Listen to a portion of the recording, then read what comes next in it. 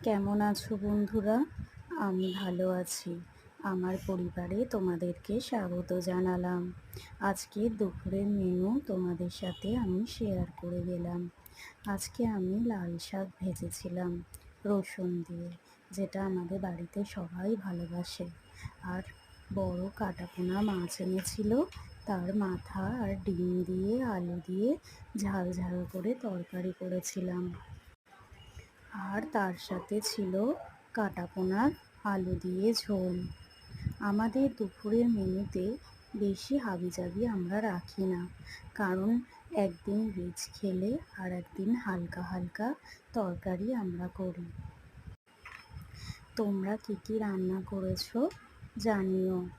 আমি আমার মেনু তোমাদের সাথে শেয়ার করে গেলাম। কেমন হয়েছে কমেন্টে জানিও। ধন্যবাদ বন্ধুরা।